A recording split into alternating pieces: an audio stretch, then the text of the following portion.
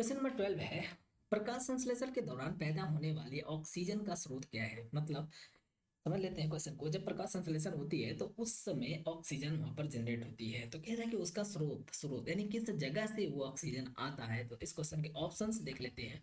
Option है option है carbon dioxide, water, chlorophyll और मेजोफिल कोशिकाएं। तो इस क्वेश्चन का आंसर क्या हो जाएगा। अब यहाँ पर देख रहे हैं H2O क्योंकि जब भी फोटोसिंथेसिस होता है तो फोटोसिंथेसिस में वाटर एंड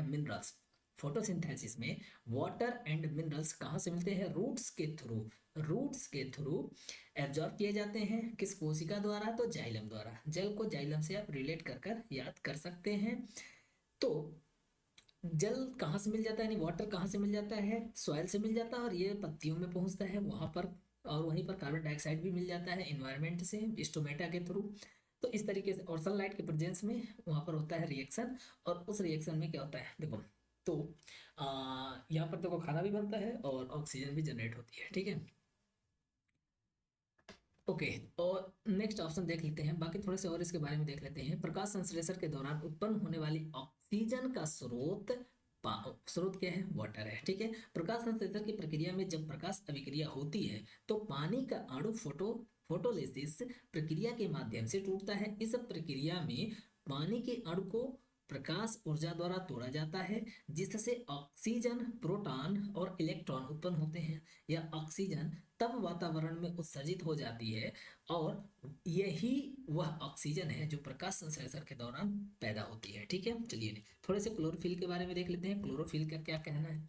क्लोरोफिल एक हरा रंग द्रव्य, दैट मीन्स पिगमेंट, यानी एक ग्रीन पिगमेंट होता है जो पौधों, शैवालों और कुछ बैक्टीरिया में पाया जाता है।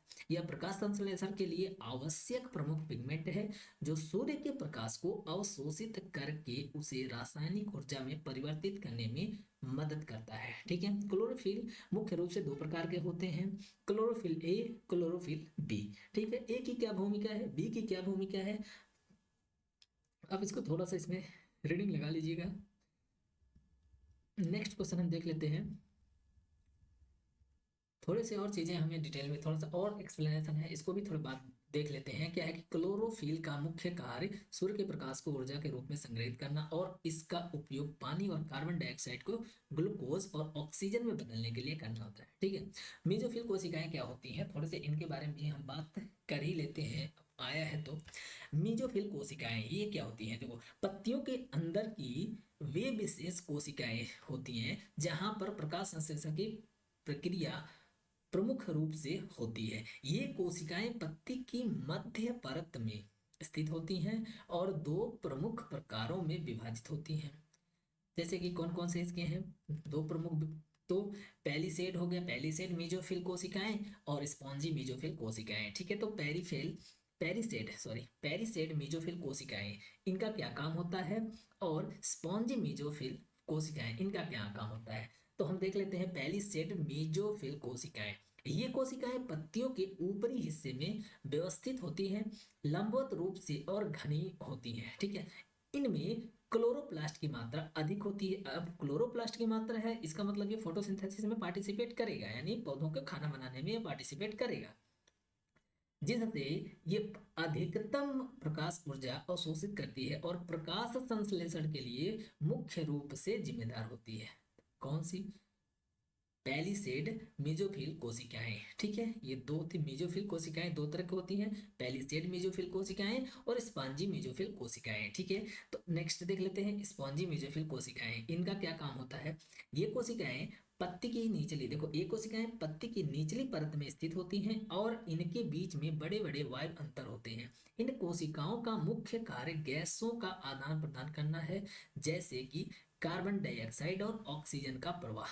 ठीक है, जो प्रकाश संश्लेषण के आवश्यक होता है। नेक्स्ट देख लेते हैं मेसोफिल कोशिकाओं में क्लोरोप्लास्ट की उपस्थिति इन्हें प्रकाश संश्लेषण का मुख्य स्थल बनाती है, जहां सूर्य के प्रकाश का उपयोग कर कार्बन डाइऑक्साइड और पानी से ग्लूकोज और ऑक्सीजन का निर्माण होता है। ठीक है, नेक्स्ट क्वेश्चन देख लेते हैं। क्वेश्चन नंबर फोर्थ क्या कह रहा है? क्वेश्चन नंबर फोर्थ कह रहा है कि सर्वाधिक प्रकाश संश्लेषी क्रियाकलाप कहाँ चलता है, मतलब किस जगह होता है? और ऑप्शंस हैं प्रकाश के लाल व नीले क्षेत्र में, प्रकाश के हरे व पीले क्षेत्र में, प्रकाश के नीले व नारंगी क्षेत्र में, और फोर्थ ऑप्शन है प्रकाश के बैंगनी व नारंगी क्षेत्र में। आंसर आपको देखने के बाद पता चल गया होगा कि आंसर ए है। अब इसके बारे में थोड़ा सा हम बात कर लेते हैं, ठीक है। प्रकाश संश्लेषण की प्रक्रिया में लाल और नीले क्षेत्र का उपयोग सबसे अधिक होता है। क्लोरोफिल जो मुख्य मुख्य रंग द्रव्य का मतलब ग्रेनी कलर पिगमेंट, क्या होता है? कलर पिगमेंट विशेष रूप से लाल और नीले रंग की तरंग दैर्ध्य को अवशोषित करती है, ठीक है। उसके बाद से थोड़े से आगे देख लेते हैं नीला प्रकाश और लाल प्रकाश। इसके बीच में देखो यहाँ पर दे रखा है 450 एंड 495 नैनोमीटर। एन एम का मतलब क्या होता है? नैनोमीटर। ये फ्रीक्वेंसी का रेंज है, ठीक है। फ्रीक्वेंसी मतलब वेवलेंथ का रेंज है। किस वेवलेंथ की? नीला रंग का प्रकाश, जो प्रकाश देखो 7 रंगों से मिलकर बना है, विबजियोर आपको पता होगा। तो उनमें से एक है नीला। तो नीले रंग की जो प्रकाश की तरंग दैर्ध्य है वो 450 टू 495 नैनोमीटर होती है। और लाल प्रकाश रंग की जो तरंग दैर्ध्य होती है वो 620 टू 750 नैनोमीटर।